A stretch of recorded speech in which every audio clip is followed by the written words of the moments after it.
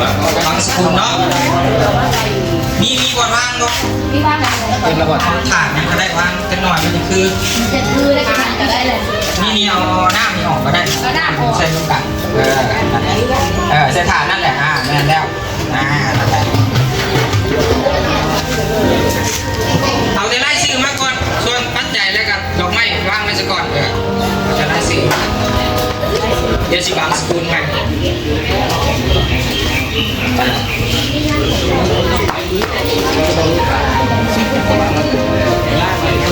ก้อนเลยเนาะวันนี้เนาะ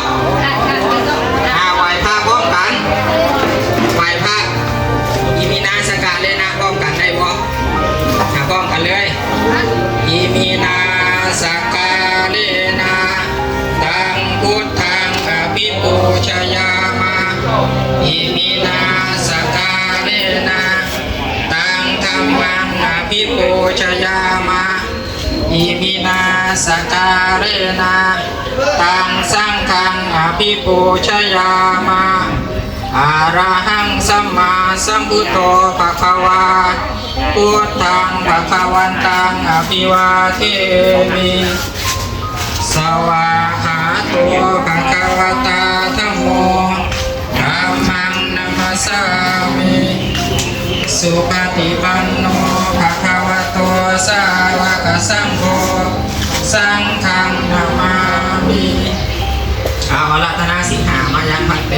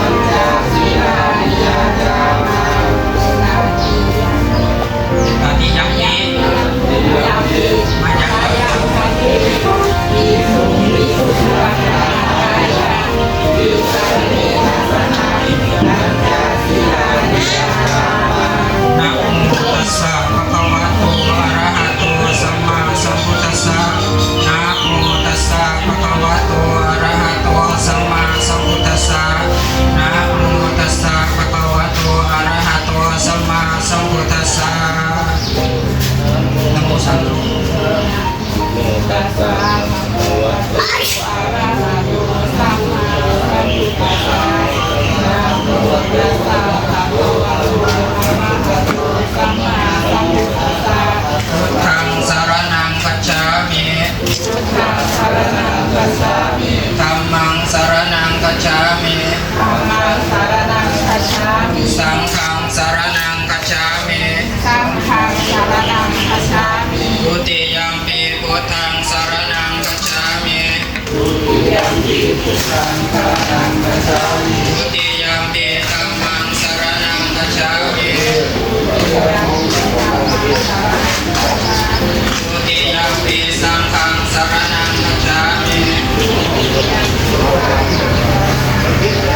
ปฏิยัมปิพุทธังสรณังคัจฉามิปฏิยัมปิธัมมังสรณังคัจฉามิปฏิยัมปิสังฆังสรณังคัจฉามิปานาติปาตาเวรมณีสิกขาปะทังสมาธิยามิ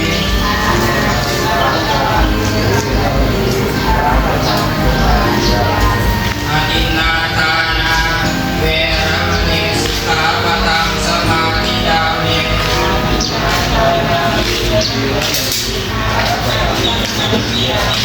กาเมสุมิจฉาจารา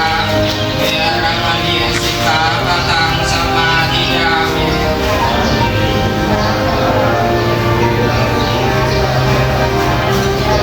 มุสาวาทาเวรมณีสิกขาปะทังสมาธิยามิ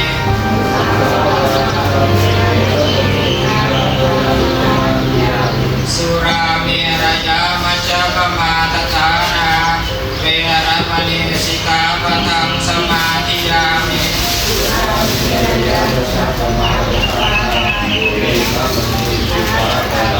ป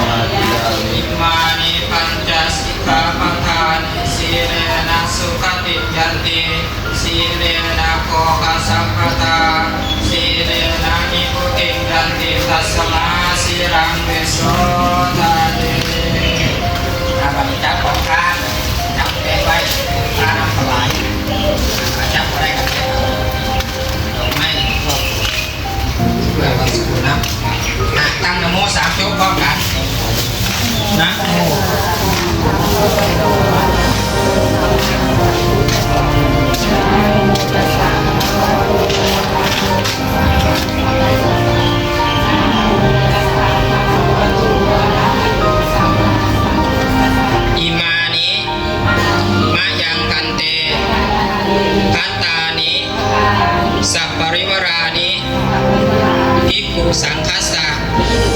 โอโนชยามะสาธุโนพันเตภิกขุสังโฆอิมานิพัตตานิสัพปริวารานิปฏิคันหาตุอัมหากังทีคารตังอิตายะสุขายะข้าแต่พระสงฆ์ผู้เจริญข้าพเจ้าทั้งหลาย ขอน้อมถวาย ซึ่งภัตตาหารกับทั้งของที่เป็นบริวารทั้งหลายเหล่านี้ ขอน้อมถวายแด่พระสงฆ์ขอพระสงฆ์จงรับ ซึ่งภัตตาหารกับทั้งของที่เป็นบริวารทั้งหลายเหล่านี้ ของข้าพเจ้าทั้งหลาย เพื่อประโยชน์และความสุขแก่ข้าพเจ้าทั้งหลายข้าพเจ้าทั้งหลาย ขออุทิศให้แก่ยายศรีมาสมเฉลา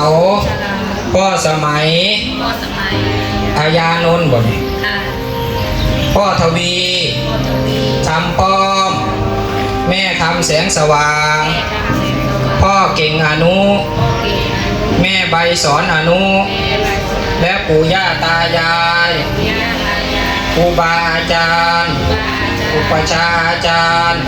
ญาติพี่น้องทั้งหลาย และสรรพสัตว์ทั้งหลาย ถ้าท่านตกทุกข์ขอให้พ้นจากทุกข์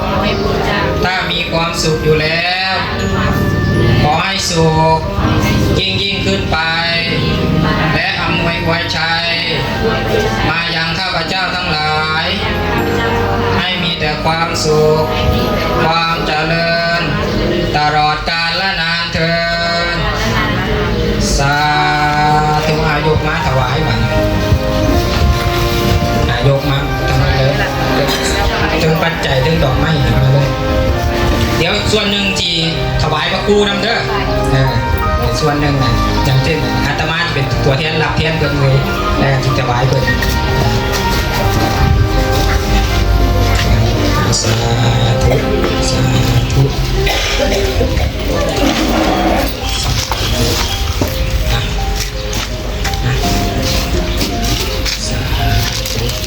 เตรียมตัวกวดน้ำกันตัวกวดน้ำน้ำหยาดถึงกันเนาะที่ขนาดรับพรเด้อยะถาวาริวหาปุราปริปุเรนติสาคารังเอวะเมวะอิโตทินังเปตานังอุปกปติอิจิตังปฏิตังทุมหังคิปะเมวะสมิจฉันโตสัพเพปุเรนโตสังกปาจันโตปนารโสยะถามณิโชติราโสยะถาสัพเพติโยวิวัจจันตุสัพพะโรโควินาศตุมาเต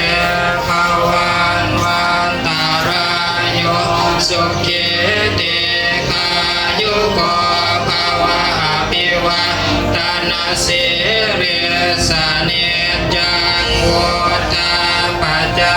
ยโนจัตตารโอธรรมาวันตันติอายุวันโอสุขังอาลัยัญจโกทักขินาทินาสัมภมิสุปฏิทิตานิภารตาอิตายาสัทธานาโสภะคะปฏิโสยติธัมโมจายานิทัสสิโตเปตานะปุจจจกตาอุราราภารัจจภิกขุนามานุปะเทนังตุเมหิปุญญังปัสสุนังอนาปะกันติภวันตุสัพพมังคารังรักขันตุสัพพเทวตาสัพพพุทธานุภาเวนังสุติภวันตุเตภวันตุสัพพมังคารังรักขันตุสัพพเทวตาสัพพธรรมานุภาเวนัสสัทธาสุติภวันตุเตภวันตุสัพพมังคารังรักขันตุสัพพเทวตาสัพพสังฆานุภาเวนัสสัทธาสุติภวันตุเต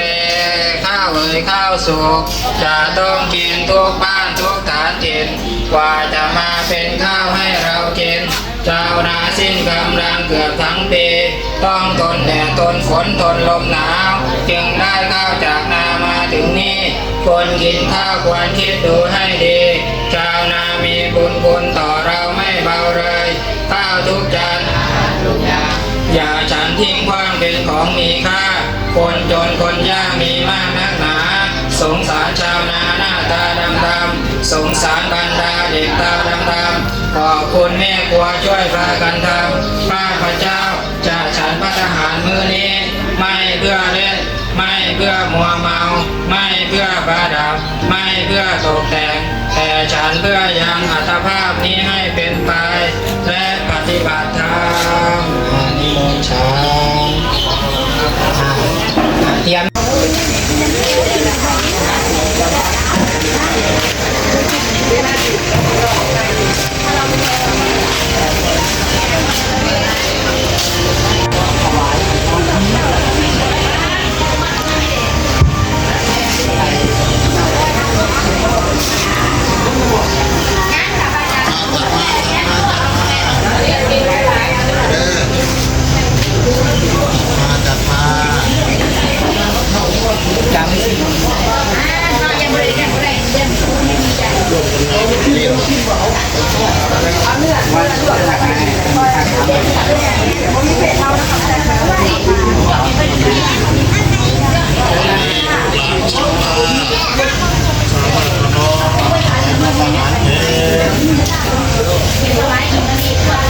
เป็นโง่มากเลยนะครับนึ่งไปทำอะไรนี่ได้ขาทำน้ำหนักเองก็จะกลับมาไอ้ครีมมากหอมมากหอมมาก